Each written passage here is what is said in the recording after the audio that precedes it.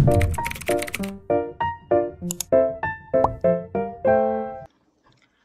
mga kavitan! This is Mommy Cathy and we are back for another video taken using the Canon V10. Kitang-kita nyo naman ang lapad talaga ng kuha niya. It is widescreen, that's why it's perfect for vlogging. But this time around, we are not using it for travel vlogging. Kita nyo naman, nakahiga ang lola ninyo. And this is because I actually tried out something that they called lash brow lamination and lash lift. O, di ba umarte ang lola nyo this time around. Na-curious lang naman kasi ako kung ano ba yon bilang napakanipis ng kilay ko at halos wala akong pilik mata. So, ayan na nga. So, actually, what they do here pala is parang ifa-flat nila yung kilay mo. So, magmumukha siyang mala Andrea Brillantes na very bushy and napakaganda. Tapos, una nilang gagawin ay ite-thread nila yung kilay mo. Masakit ba to? For me, hindi siya masakit masyado kasi wala nga ako halos kilay. Pero I think if medyo makapal yung kilay mo na sabog at aayusin nila, it might be a little bit painful. So, heads up lang guys, okay?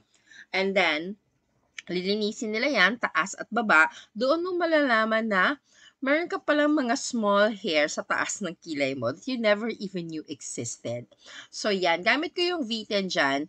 Ang maganda lang talaga sa V10 ay napakagaan niya. Kita mo naman, o diba, nakahiga ako, nakapikit halos, steady lang siya kasi hindi siya mabigat dalhin at bitbitin. So that's the one thing that I super duper love about the Canon V10. It is very compact, it is very light, and it is wide angle. So, kahit na parang tinaas ko lang siya, sure ako na kuha niya yung buong frame. Wala tayong problema, hindi yung, baka putol yung ulo ko, baka hati.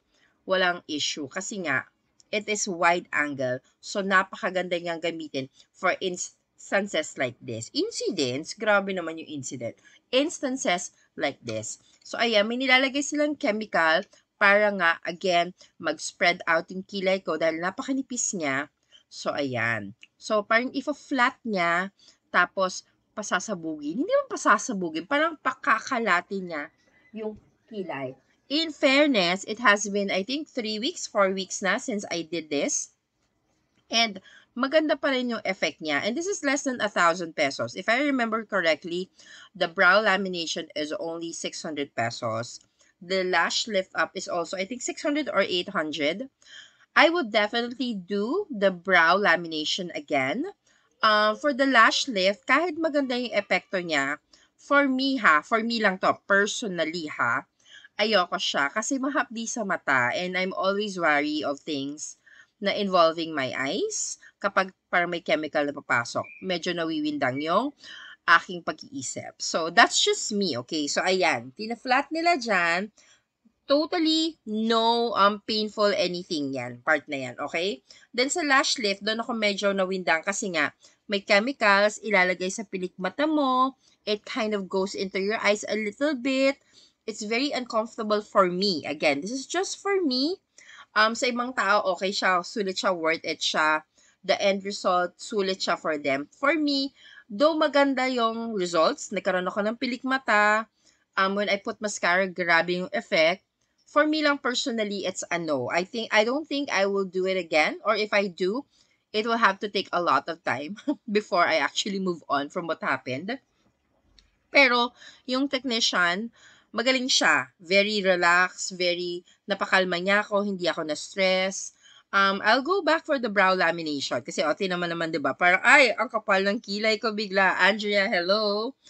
But the lash lift up, medyo, I'm not comfortable lang talaga with it. So, ayan, diba? These are photos also taken with the Canon V10. Ang ganda, galing pa rin, maganda pa rin. It's very nice. So, I'm just sharing this with you guys para sa mga nag-iisip if they wanna get the Canon V10. Ayan.